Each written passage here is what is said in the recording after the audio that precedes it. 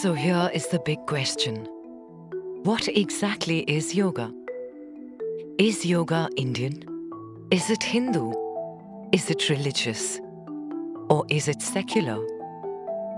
Before we answer this question, we must first recognize that none of these labels do yoga any justice.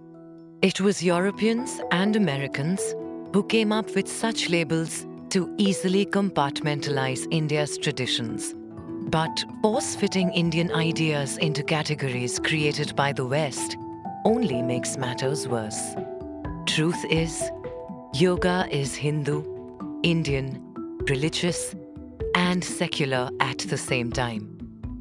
It is Hindu because Hindu religious texts refer to it regularly, and deities like Krishna and Shiva are also known as Yogeshwar. The Bhagavad Gita itself refers to paths like Karma Yoga, Jnana Yoga, and Bhakti Yoga. The connection between yoga and Hinduism is undeniable. Yoga is Indian because it originated in the Indian subcontinent and spread to other parts of the world from India.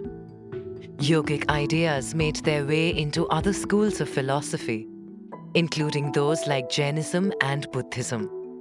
In fact, the Japanese word Zen comes from the Sanskrit word Dhyan.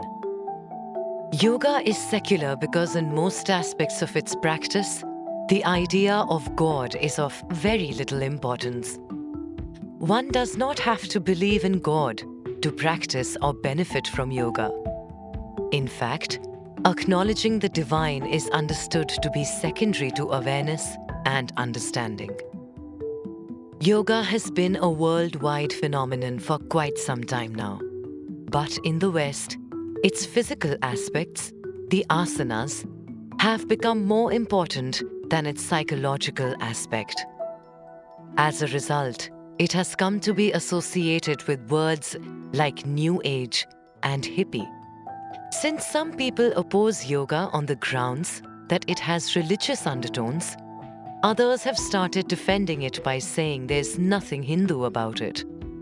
Some even go so far as saying that it is neither spiritual, nor Indian or Hindu. This, in turn, further emphasizes the physical-only interpretation of yoga.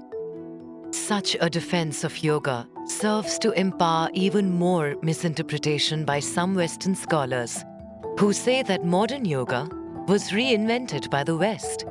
They consider the source of yoga to be obscure texts that European Orientalists rediscovered. This happens because many Western scholars fail to come to terms with the fact that in ancient India, things did not have to be written down to be real. Traditions such as yoga were being transmitted from teachers to students orally and ritually long before Patanjali penned down the Yoga Sutras. Eurocentric scholars even go so far as to dismiss all assertions by Indians who seek to reclaim their heritage and call their views patriarchal propaganda.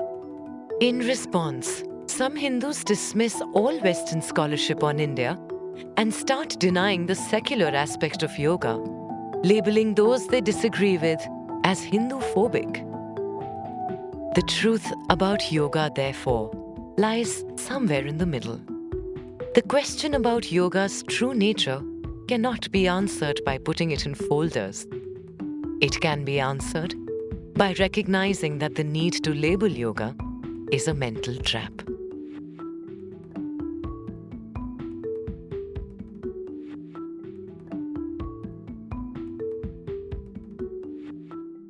Ritual held every year in Pondicherry remembers the marriage of Arjuna's son, Aravan, who was going to be sacrificed for the sake of victory in the Mahabharata war. Vyas told the story of the Mahabharata to his disciple Vaishampayan, who told it to Romaharshan, who told it to Sauti, who told it to Shaunaka in the Naimish forest.